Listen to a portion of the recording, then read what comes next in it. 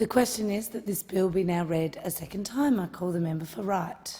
And I thank you, Madam Deputy Speaker. And I rise today to speak on the superannuation amendment, further My Super Transparency Measures Bills 2012, that are currently before the House.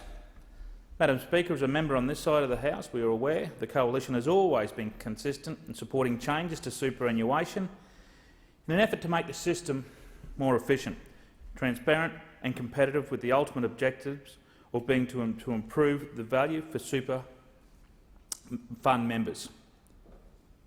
And we've come to this House on a regular occasions supporting bills that have come before the House. We get tagged with constant negativity, but the reality is, and you take the advice from the Parliamentary Library, when we come into the House, to date we've supported 87.3% of the legislation that's come before us.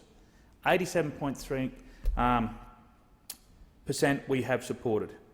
So I'm perplexed as to where anyone could say that we weren't cooperating. But on this particular bill, I'm disappointed and appalled at the apparent lack of adequate scrutiny of this bill by the Parliamentary Joint Committee on Corporations and Financial Services, because this Labor government has once again rushed an inquiry. The bill is more than 100 pages long and makes fundamental and controversial changes to Australia's superannuation retirement system. Witnesses had a very limited time to make submissions, and the Superannuation Committee of the Law of Council Australia stated that it's not possible to prepare a well-reasoned and thought-out submission in a week. So this is an eminent body. The Superannuation Committee of the Law Council of Australia said that it's not possible to prepare a well-reasoned and thought-out submission in a week for the trustees' obligations, and the submission timetable was shorter than the period within which the committee was meant to release its report. I suppose people have a lack of confidence in the system given its timing. Now, a previous speaker mentioned that we had been spreading mistruths and misinformation about the time frame allowed. Well, there you have it now on the record. Superannuation Committee of the Law Council of Australia stated that there was not enough time. Australian public, you be the judge. But when you talk about peddling mistruths and misinformation, nothing can ever beat the clangor of that there will be no carbon tax under a government I lead when it comes to spelling mistruths and misinformation by this government. Madam Speaker, this is extremely concerning that I am sure constituents of my electorate of Wright will feel much the same way about. Remember when we first come to this House, that the Prime Minister said we need to open up the blinds and let the sunlight in. Let the transparency of this place be divulged. In fact, I was actually sitting, and I wondered where that clause come from, let the sunlight in. I was watching an episode of Yes Minister the other day, the UK British political comic show. And the Prime Minister, Jeff Hackett, said the very words, "Open the windows and let the fresh air in." So, I mean, this is comical, and you can draw parallels from Yes Minister. The bill is the third slice of legislation following the recommendations made by the Cooper Review, which we are all aware is constructed with the aim of introducing a new low-cost superannuation product known as MySuper to replace existing default superannuation products. The bill contains a number of what many Australians would deem to be minuscule changes. However, Madam Speaker, each one of these changes is very important. It's crucially important, and that's why I'm proud to represent the people of Wright, because I want to make sure that we get this bill right. The first part of the bill that I'm talking about today legislates to ban conflicting remuneration and entry fees and limits other fees to cost recovery. Under this schedule, a superannuation fund that wishes to offer MySuper product may not charge members of a MySuper product a fee that relates to a payment of conflicted remuneration. This prohibits the trustee from deducting any amount from a MySuper product that relates to making a commission payment to a financial advisor. And while performance-based fees may still be paid to an investment manager in relation to assets of a fund that are attributable to MySuper product, the trustee must demonstrate that an arrangement promotes the financial interest of MySuper members. Madam Speaker, and this is where my concerns start. And to demonstrate this concern, I quote from the Association of Financial Advisors, who stated that intra-fund advice will not serve the best interests of clients, and they go on to say that the payment of personal advice out of an administration fee is a less than transparent mechanism that also serves to detrimentally impact the perceived value of any advice that people get. So anything that you get for free is not properly valued. And if you can't get it for what appears to be free from your superannuation fund, then why would you go to a financial advisor and pay for it, I ask? Madam Speaker, these concerns are very real and indicative of the inadequacies examined by the committee. I'm appalled that in 2012 we continue to have to address the lack of matters such as this. Madam Speaker, the next section of this bill looks at new data collection and the public powers for APRA and requires the product dashboard of portfolio disclosure. Now, there's a range of concerns that were raised in the inquiry about the particulars in the product dashboard. And one of the reasons, as stated by the Australian Institute of Superannuation Trustee, is that there is clear potential for misleading information being supplied by the product dashboard. A real concern. The only consolation I have is that members of the committee have recognised that legislation lacks clarity about what is required by the dashboard and are recommending greater certainty for industry participants regarding this particular measure. Unfortunately, the recommendation of it has little value, as it merely calls for APRA to conduct further consultation with industry, and it doesn't really call for any real changes to the legislation. Madam Speaker, I convey with my colleagues in recommending that Schedule 4 and 6 of this bill be amended to improve the structure of choice for members moving monies.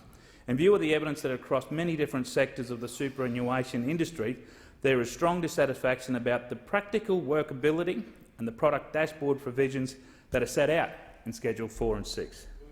The next section of this bill, Madam Speaker, amends the Fair Work Act to ensure My Super product can be nominated in a model award or enterprise agreement. To cut straight to the point, here are the issues. While every default fund has to be a My Super product, not every My Super product will be able to compete freely as a default superannuation fund under that modern award. What this means is that, as a result, the decision on which funds are selected as a default fund under modern awards remain therefore with Fair Work Australia through the current widely discredited process.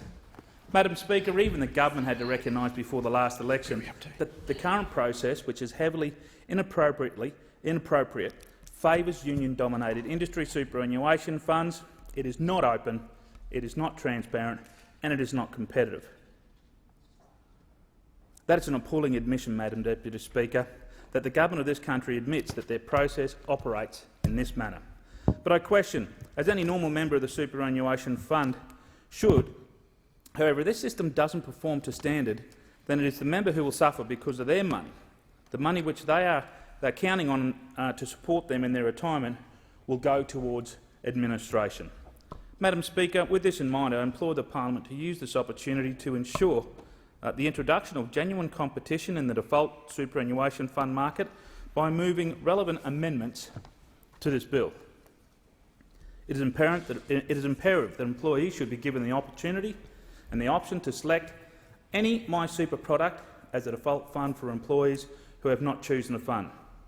Doing so would ensure genuine choice in competition, in addition to assist to maximise value for employees who end up in a default superannuation fund. Madam Speaker, the final aspect of this bill that I want to speak about today looks at the requirement of for an existing member of balances to be transferred to My Super products and the relevant transitional rules.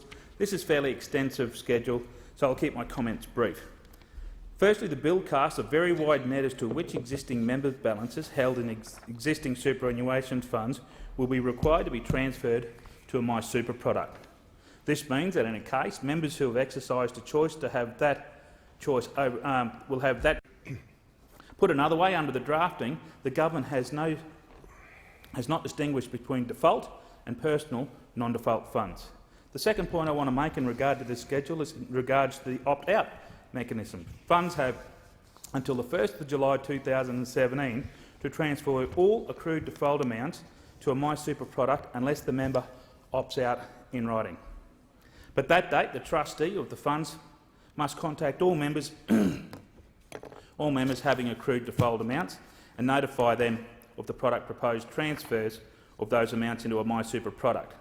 If the member does not opt out by the end of the 90-day period, the trustee is obligated to go ahead and carry out the transfer. This means that without members being aware that this is happening, that the nature of their superannuation product is going to change, and in a material number of cases that change will be adverse to the members' interests. Madam Speaker, not only is this action by the government somewhat extraordinary, but it's also, I believe, somewhat deceitful. Furthermore, it's disappointing that a government can choose to set such an example to the wider Australian business community. I can only hope that Australian business owners will not take this lead in the way they conduct their own businesses. And to finish on this point, I confer with my coalition colleagues in recommendation that an amendment be moved to the bill to provide that any amount in respect of which a member has made an advised choice is not an accrued default amount and should not be moved to a MySuper Fund product, either within or outside their chosen fund. Madam Speaker, in conclusion, it's very easy to see that this government has yet again done the Australian people over. The people of my electorate of Ryde, who I served in the most honest and integral way, deserve significantly better. They've made every effort to deceive the Australian people and what they are providing here in this bill.